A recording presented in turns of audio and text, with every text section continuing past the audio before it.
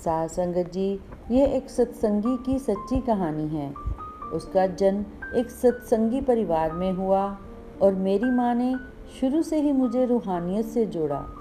मुझे रूहानियत के बारे में ज्ञान देना शुरू कर दिया था। मेरी माँ रोज़ाना भजन पर बैठती थी और वो अक्सर मुझे बोलती थी कि दिन में कुछ देर उस मालिक की याद के लिए ज़रूर निकालना, चाहे कुछ भी हो जाए, लेकिन उसकी याद में ज़रूर बैठना, थोड़ा समय ही बैठना।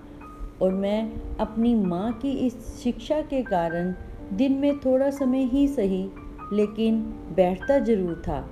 और जैसे जैसे समय बीतता गया, वैसे वैसे ज़िंदगी में कुछ बदलाव आने लगे। तब मैं 10वीं कक्षा में था और उस समय मेरे पिताजी अमेरिका चले गए थे। और जब मैंने 12वीं की कक्षा पूरी की, तब तक मेरी माँ भी मेरे पिताजी के पास अमेरिका चली गई थी। और उसके बाद मैं अपनी आगे की पढ़ाई के लिए इंग्लैंड चला गया था। वहाँ जाकर मैं बिल्कुल बदल गया था। पता नहीं मुझे किस बात का अहंकार हो गया था। और वहाँ पर मुझे अच्छा काम भी मिल गया, जिसके कारण मेरी अच्छी कमाई होती थी। मैं अच्छा कमाता था। और जब मैं इंग्लैंड में था, तब अक्सर मेरी माँ का फ़ोन मुझे आया करता था कि बेटा, अपनी कमाई में से दसवंध जरूर निकाला कर, अपनी कमाई में से कुछ रकम गुरु घर दे आया कर। तो मैं अपनी माँ की इस बात को सुनकर उनकी इस बात को टाल देता था या फिर मजाक में ले लेता था कि माँ, कोई बात नहीं, मैं कहाँ भागा जा रहा हूँ, मैं उस मालिक को एक बार इकट्ठा ही दे दूँगा। यह क्या बात हुई कि हर महीने कुछ पैसे निकालो और गुरु घर देकर आओ। जब मेरे पास पैसे होंगे तब मैं इकट्ठे ही दे दूँगा, एक साथ ही उस मालिक से हिसाब कर लूँगा, और मैं कहाँ भागा जा रहा हूँ। तो ऐसी ऐसी बातें मैं करने लग गया था और मालिक से दूर होता जा रहा था, उसको नकारने लगा था। और जैसे कि मुझे मेरी माँ ने बचपन से यह आदत डाली थी कि दिन में कुछ समय मालिक की बंदगी ज़रूर करना, उनकी याद के लिए टाइम ज़रूर निकालना। लेकिन जब मैं इंग्लैंड गया, वहाँ जाकर मेरे लिए सब कुछ बदल गया था। मेरी यह आदत भी छूट गई और मैं उस मालिक से दूर होता गया। लेकिन मेरी माँ मुझे बार बार फ़ोन करती थी, मुझे समझाती थी कि बेटा, बैठा कर, थोड़ा समय ही सही, लेकिन बैठा कर। लेकिन मैं अपनी माँ की बात नहीं मानता और मुझ में इंग्लैंड जाकर पता नहीं किस बात की अकड़ आ गई थी कि पता नहीं मैं कहाँ आ गया हूँ, और अहंकार भी बहुत बढ़ गया था। तो उसके बाद मेरा रिश्ता अमेरिका में किसी लड़की के साथ हो गया। वह मेरी माँ ने करवाया था और रिश्ते के लिए मैं इंग्लैंड से इंडिया गया और वहाँ पर मेरा रिश्ता हुआ और उसके बाद मैं वापस इंग्लैंड चला गया। उसके कुछ दिनों बाद ही मेरी तबीयत ख़राब हो गई। मुझे हर 10-15 मिनट के बाद टॉयलेट जाना पड़ता था, क्योंकि मुझे एक ऐसी बीमारी हो गई थी जिसके कारण मुझे बार बार टॉयलेट जाना पड़ता था। और जब मैं टॉयलेट जाता था तो वहाँ पर खून ही खून निकलता था, जिसके कारण मैं दिन ब दिन कमज़ोर होता जा रहा था। और मैंने वहाँ पर अपना इलाज करवाना शुरू कर दिया था। मुझे बहुत बोतलें खून की चढ़ाई जाती थी, क्योंकि खून की कमी मेरे अंदर बहुत ज़्यादा हो गई थी और मैं बहुत कमज़ोर हो गया था। और यह बीमारी मेरी ज़िंदगी का हिस्सा बन गई थी और मुझे हर 20 मिनट के बाद टॉयलेट जाना ही पड़ता था। तब मैंने अपनी इस बीमारी का बहुत इलाज करवाया, लेकिन कोई बात ना बनी। और वीज़े की वजह से मेरे माता पिता भी मेरे पास नहीं आ सकते थे। वह अमेरिका में ही मेरे लिए तड़पते थे और उनकी सारी कमाई मेरे डॉक्टरी इलाज में चली गई थी। जैसे कि मालिक मेरा हिसाब किताब कर रहा हो, क्योंकि मैं रूहानियत से बहुत दूर जा चुका था, मालिक से बहुत दूर जा चुका था।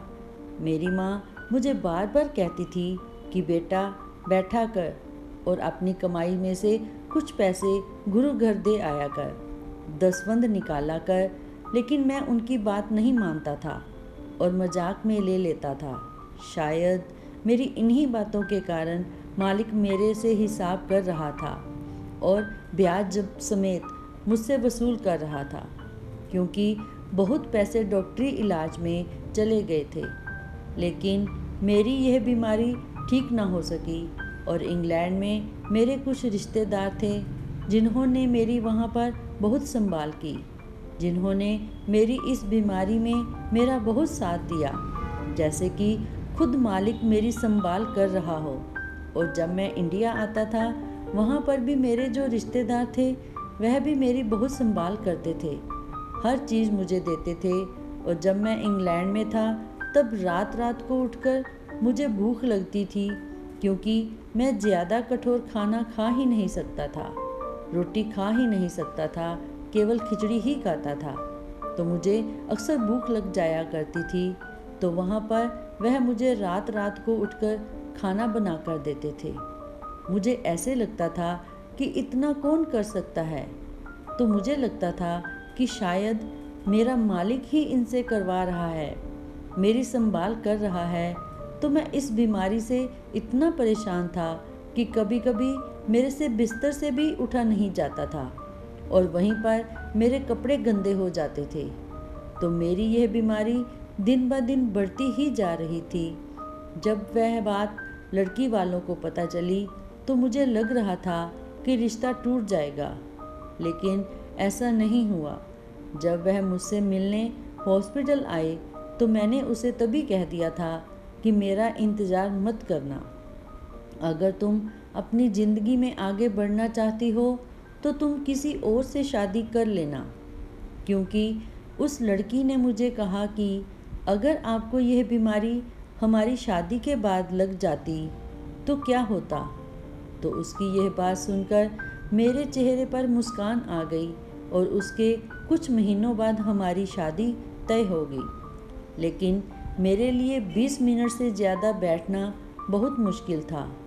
जब भी मैं इंडिया आता था तब पेट्रोल पंप पर गाड़ी रुकवाकर मुझे टॉयलेट जाना पड़ता था। ऐसा मेरे साथ बहुत बार हुआ और वह ड्राइवर मेरी इन बातों के गवाह हैं जो मुझे दिल्ली से लेने आया करते थे। तो जब हमारी शादी तय हो गई तब मैं इंडिया आया और मैंने पहले ही कह दिया था कि मुझसे ज़्यादा देर बैठा नहीं जाता।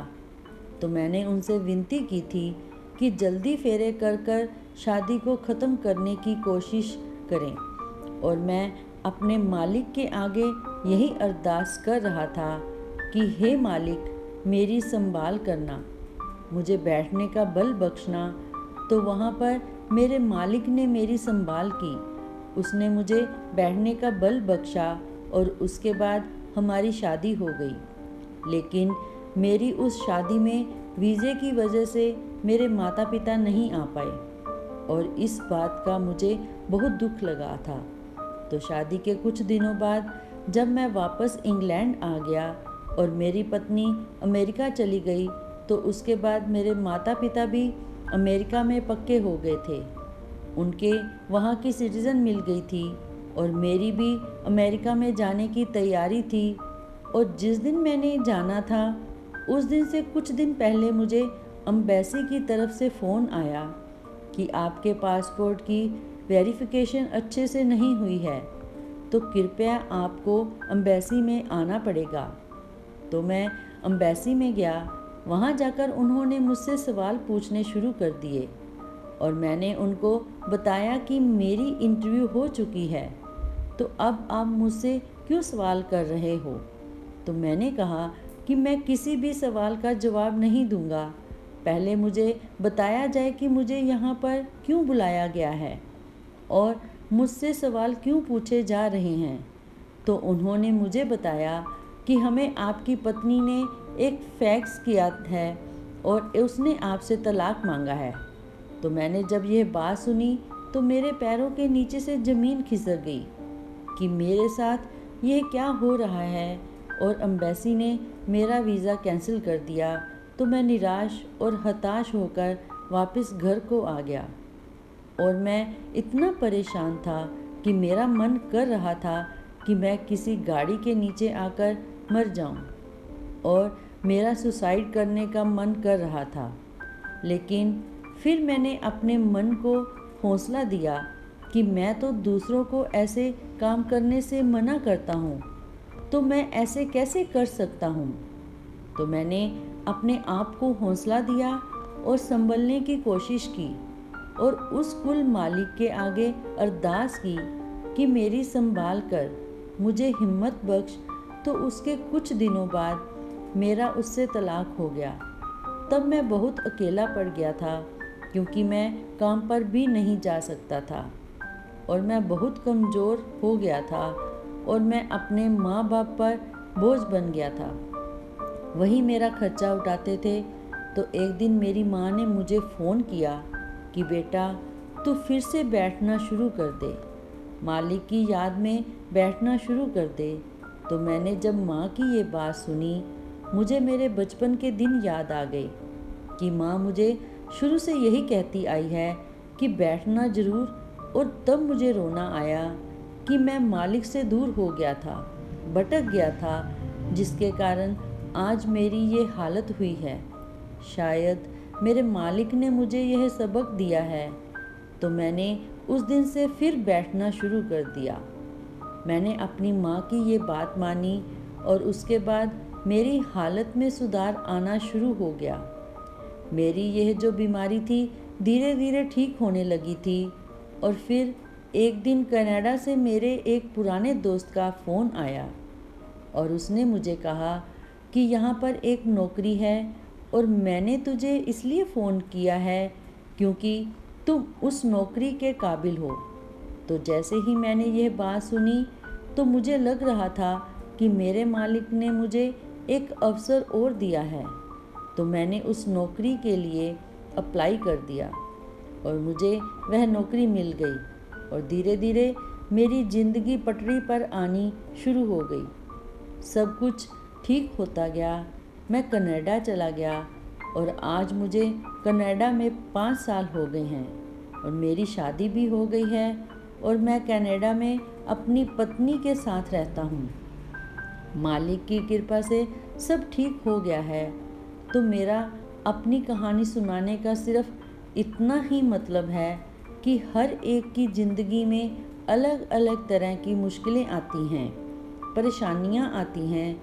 हमें ज़िंदगी में बहुत उतार चढ़ाव देखने को मिलते हैं, लेकिन अगर हमें मालिक पर विश्वास है तो वह मालिक हमें इन परेशानियों से जूझने की ताकत भी देता है। जब हमें उसकी रज़ा में राजी रहना आ जाए तो फिर दुख भी उसके ही होते हैं, सुख भी उसके ही होते हैं। लेकिन अगर हम यह सोचें कि हमारा गुजारा उस मालिक के बिना हो जाएगा, हमारी संभाल उसके बिना हो जाएगी, तो यह हमारी गलत फहमी है, क्योंकि उसके बिना हमारा जीवन अधूरा है। केवल वही है जो हमें हर दुख तकलीफ से जूझने की ताकत देता है। अगर हम उससे जुड़े हुए हैं तो वह हर पल हमारी संभाल करता है। बात मानने की है। अगर हम अपने आप को उसकी रज़ा में ले आते हैं तो हमें वह हर खुशी मिलेगी जो हम चाहते हैं।